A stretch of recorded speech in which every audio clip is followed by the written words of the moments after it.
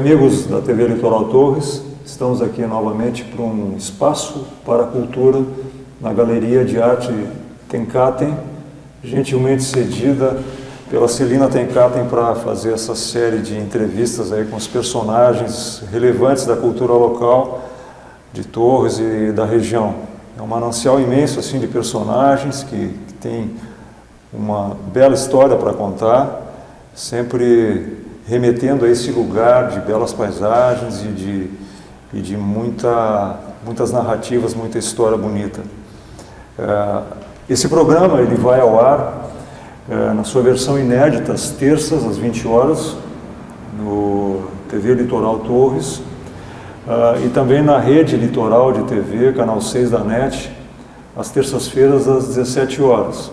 A reprise é às quintas-feiras, na TV Litoral Torres, às 20 horas, e na Rede Litoral de TV, canal 6 da NET, às quartas-feiras, às 8 da manhã. Tá? Hoje a gente está aqui com um personagem que tem uma longa trajetória aqui nos eventos culturais, principalmente relacionados à poesia. Eu vou apresentar ele dessa forma aqui, ó. Nos olhos do poeta uma garça passa, solitária e branca. Na praia deserta uma garça pousa, suave e branda. Nos olhos do poeta, na praia deserta, nas asas da garça, a poesia se completa. Esse poema, ele de certa forma resume um pouco da estética do José Nilton Teixeira, que está aqui com a gente. Então, bem-vindo, Nilton. Eu que agradeço o convite aqui para vir falar um pouco desse trabalho, né, que na realidade não é um trabalho, né, é um hobby, né, que é a poesia. Né? A poesia faz parte da minha vida desde a juventude, vamos dizer assim, né, desde os 17, 18 anos foi quando eu comecei a escrever. Né? Então é um prazer estar aqui falando um pouco sobre esses assuntos. Então, mas a poesia não é a tua única, digamos, a tua única assinatura artística, assim, né? Tu te envolveste com várias outras situações, assim, desde produção de festivais, musicais, enfim, né? Conta um pouquinho de como é que começou essa tua caminhada. Na verdade, o meu primeiro contato com a poesia foi eu era muito jovem, né? Na época em Torres, em 75, por aí, né? Teve o lançamento de um livro de poesia em Torres, que era do Valmor Santos, que até é meu parente, vamos dizer assim, primo segundo, terceiro, né? E o lançamento foi aqui, onde é hoje a Casa da Terra, era um salão de baile ali. Depois tornou... Na SAPT, né? Na SAPT, é. Era um salão de baile. E o lançamento do livro, Primeiras Descobertas, do Valmor Santos. Né? Eu era jovem ainda, meus pais foram ao baile, me levaram. Eu achei muito legal aquilo ali de um autor, né? Tá lá fazendo o lançamento do seu livro, recitando suas poesias lá. Eu achei muito bacana isso, né? E foi esse primeiro contato, assim, aquilo ali ficou marcado muito em mim, né? Depois o lançamento do livro da Jovita Esquina, que já foi mais em 79, por aí. Eu já estava entrando na Rádio Maristela, né? E o lançamento da Jovita também foi muito bacana, né? A primeira poetisa de Torres a lançar um livro e tal. Foi a primeira publicação de poemas... Acho, de poemas de Torres, acredito que sim, né? Pelo menos que a gente tenha conhecimento. Mas a primeira mulher, né? E a Jovita teve ficou marcado, assim, né? Muito bacana o lançamento do livro da Jovita Esquina, né? Mas na época eu já estava entrando na Rádio Maristela também. E a Rádio Maristela tinha, assim, a maior discoteca da região, né? Uma sala com discos, aqueles bolachões, né? Por todos os lados. Era incrível. E na época a Rádio Maristela não rodava só o sertanejo daquela época, nem só o gauchesco, né? Rodava muita MPB. Muita MPB. Né? E na época o MPB, o top mesmo era Chico Buarque, Caetano Veloso, Maria Bethânia, Gal Costa, Gilberto Gil. E tinha os encartes dos discos, né? E eu lia muito aquelas letras, né? Queria aprender as letras das músicas, né? E comecei a ler, a consumir todas aquelas letras de músicas ali daquela época que eram fantásticas, né? Imagina um Chico Buarque, né? Um Gilberto Gil. Eram letras que podiam sobreviver sozinhas, E aí que né? Começou a minha veia, vou escrever alguma coisa e tal, né? Daí vieram os primeiros romances, primeiros namoros, aquela coisa toda, né? E vou começar a escrever. E escrevi alguma coisa e tal. E comecei a guardar, né? Depois eu tive contato também com Garcia da Rosa, né? Que foi um poeta que viveu em Torres. Eu tive um contato muito bom com ele assim nos últimos anos da vida dele, né? Eu tinha 22 anos na época, ele já tinha os seus 80 e poucos. E foi muito bacana, assim, porque eu já tinha muitas poesias, daí eu levei para ele, né? Para ele avaliar os meus poemas e tal. Ele acabou fazendo o prefácio do meu segundo livro. E esse contato foi muito bacana. Ele visitou a minha casa, eu visitava a casa dele, né? Eu tinha minha filha pequena, a Juliana, de 1 ano de idade. E foi muito bacana esse contato, assim, com um poeta, né? E a partir dali eu comecei. Daí tive já a oportunidade de lançar o meu primeiro livro, que foi o livro Poemetos. Isso com que idade, que ano que foi? Eu tinha uns 22 anos já, certo. Na época, isso foi em 85. 85. O Garcia da Rosa, ele morreu em 88, né? Então tive um contato assim nos últimos anos da vida dele, foi muito bacana. Na época também eu realizei 3 etapas do concurso, que eu coloquei o nome dele, Concurso Garcia da Rosa de Poesia, né? Inclusive no primeiro ele entregou os prêmios e tal, né? E uma das pessoas que participou desse concurso, tirou o 2º lugar, se eu não me engano, foi a Solange Borges, né? Solange Borges, que vai estar aqui futuramente também. Exato. Então, naquela época, imagina, num dos concursos a gente teve 80 inscrições. Nossa. Era um concurso aberto, né? Então isso faz parte também desse ativismo cultural que eu fazia nessa época também. Tinha coluna nos jornais, né? Depois do lançamento do meu livro Poemetos, comecei a divulgar esse livro. Daí eu ia nos bailes divulgar o livro, né? Deixava em cada mesa lá, no intervalo ia lá, lia uma poesia e tal, depois passava de novo. Então esse ativismo cultural assim marcou muito essa época, né? Os festivais de música que eu fazia com o Batista, né? Nós realizávamos muitos festivais. Tu fizesse parcerias musicais com ele também? Parcerias, né? Musicais, algumas, né? A gente era muito parceiro, assim. Eu fazia as letras, ele musicava, tem algumas gravadas, né, nos discos dele. Esses festivais vocês realizavam em Torres? Em Torres, Por exemplo, o Salão Paroquial, que era maior do que o atual hoje, né? A gente lotava o Salão Paroquial. E muitos dos artistas hoje que vivem da música, né, saíram desses festivais que a gente realizava. O Festival Torrência da Canção, enfim, Festival de Intérpretes. Muitos festivais a gente realizava nessa época, né? Era um ativismo cultural assim, bem bacana, né? Aquele ímpeto da juventude também de querer fazer alguma coisa. E o Batista, ele tá em atividade? O Batista está em atividade, ele canta nos bares hoje aí bastante, né? Certo. E aí essa trajetória na locução, nas rádios aí, né? Então tu trabalhou na Maristela? Na Rádio Maristela nessa época. Eu fiquei trabalhando uns 4 ou 5 anos na Maristela. Comecei com 17 anos, em 79. Eu entrei na Rádio Maristela. Fazendo a locução? Fazendo locução já. Já direto. Já tinha essa voz aí? Mais ou menos. Mais ou menos. Teve que ser lapidada um pouco, né? Com certeza. E na época eu lembro que eu fui lá fazer um teste de operador de som. Fiquei sabendo que tinha vaga para operador de áudio. Mas daí o gerente na época, o Enio Rosa, me disse, não, temos vaga para locutor. Já que está aqui, não quer fazer um teste? Daí me colocaram lá numa salinha, aquele gravadorzinho de fita cassete. Fiz um teste lá, eles gostaram, tá? E logo em seguida já comecei a trabalhar ao lado do Dirlenes, que tinha um programa na época, né? E foi muito bacana. Ali eu já comecei a seguir em frente, né, nessa história da rádio. Trabalhei 4 anos na Rádio Maristela.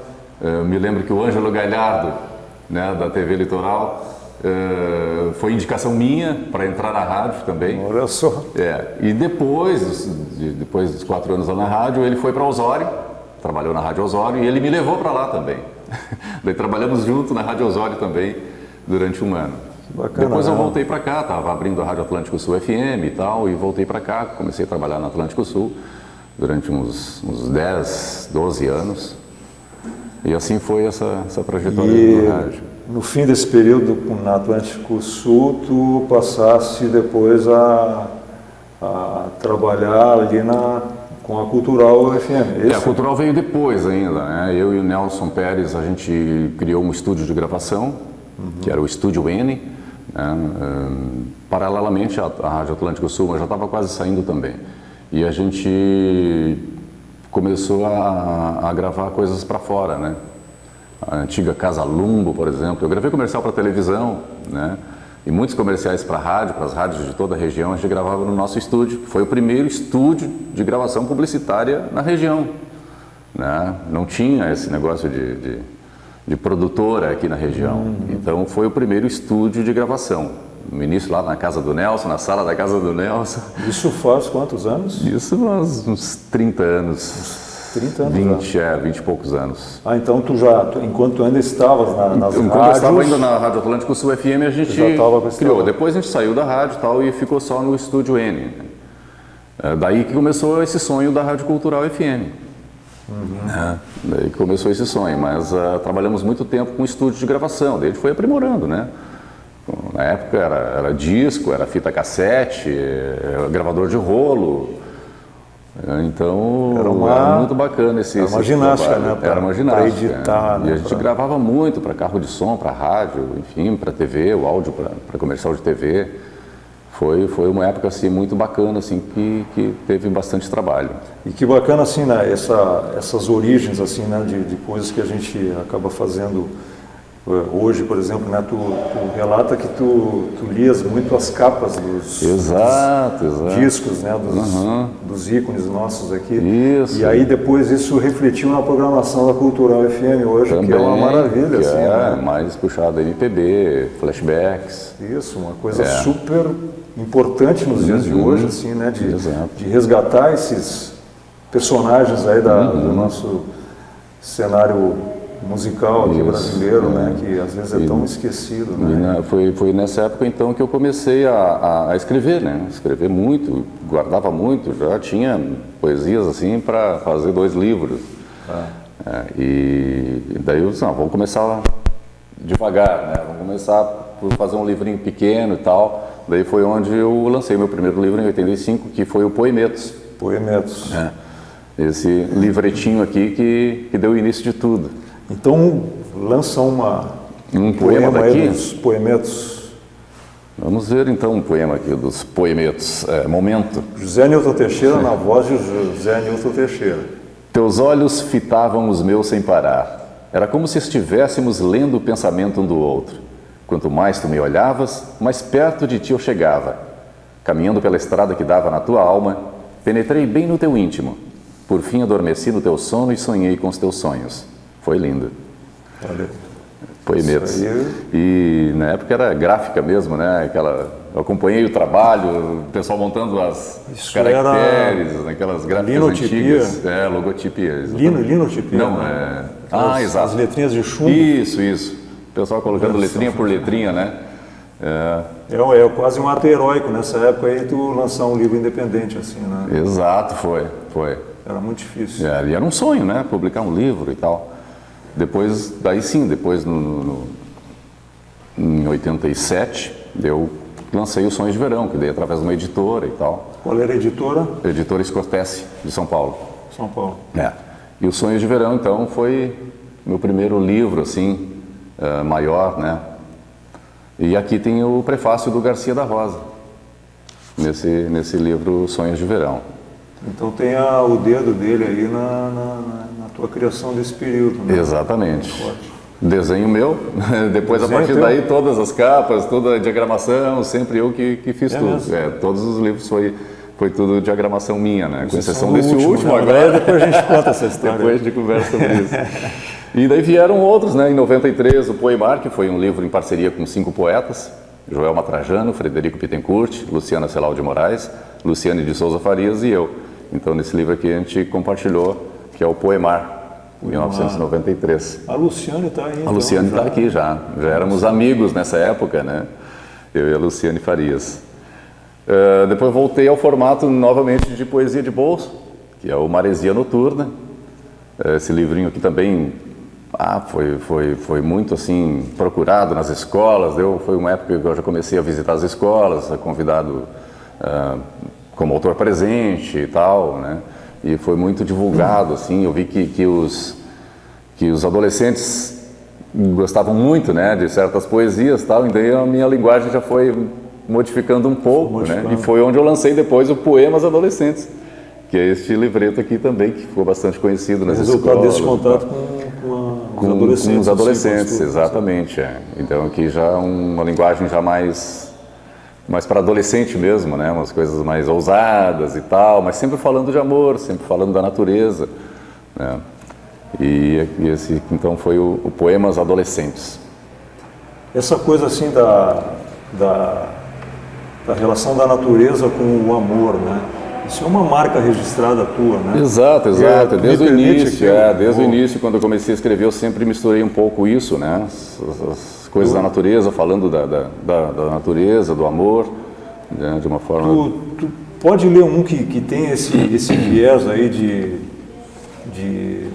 mostrar, né, a natureza como um cenário, né, para uma relação, né, relação amorosa, isso é muito presente no teu Aqui eu trabalho. repeti alguns, deixa eu ver esses mais antigos aqui. Eu acho que eu tenho alguma coisa que fala assim de natureza, vários, né? Mas... E não é à toa que fala em natureza, né, Niltinho, porque nós estamos num cenário propício, assim, né, para inspirar a gente. Exatamente.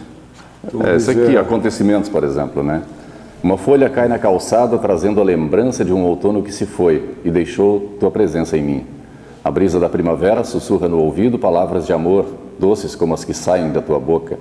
Uma onda se finda em meus pés, como a carícia, como a suavidade das carícias e dos teus lábios em minha pele. O dia se transforma em noite, a noite em madrugada, para que a lua nos ilumine neste momento mágico e sublime. O beijo se prepara em nós para que tudo aconteça, para que eu te ame e nunca mais te esqueça. Mas são vários poemas assim que falam do mar, natureza, praias, né? Praias e praias e praias. Tem muita coisa assim, né, na minha poesia. Sim. Essa coisa de solidão, enfim. Mais ou menos por aí. Muito bem. E depois então, São no total quantos livros? 6. 6 livros. Tirando o Poemar, que foi em parceria, né? São 6 livros tirando próprios. Tirando o Poemar. Tá. 6 livros próprios, né? Depois eu te cortei, né? Tu depois do Poemas Adolescentes veio o Tatuagens. Que é o Poemas de Bolso. Que foi o projeto que a gente Poesia pode falar de depois, né? Poesia de Bolso, da Rádio Cultural FM, né? Que é um formato diferente, né? Formato de panfleto. Então, esse aqui é um projeto depois que a gente pode falar mais dele. Que eu fui o primeiro, né? O piloto. Foi o piloto, né, desse projeto. Tatuagens. E esse Tatuagens aqui tem um pouco de história também, porque foi uma época que eu me acidentei, enfim, né? Tem um poema que se chama Tatuagens, né? Que aqui fala das tatuagens, não só físicas, mas também tatuagens da alma, onde eu perdi meus pais, meu irmão, né? Então foi uma época bem difícil assim para mim, onde surgiu alguns poemas que estão aqui nesse Tatuagens. Né? Niltinho, vamos fazer um intervalo aí, depois a gente entra a partir dessas tatuagens aí, vamos falar um pouco disso, tá? Isso aí. Até daqui a pouco.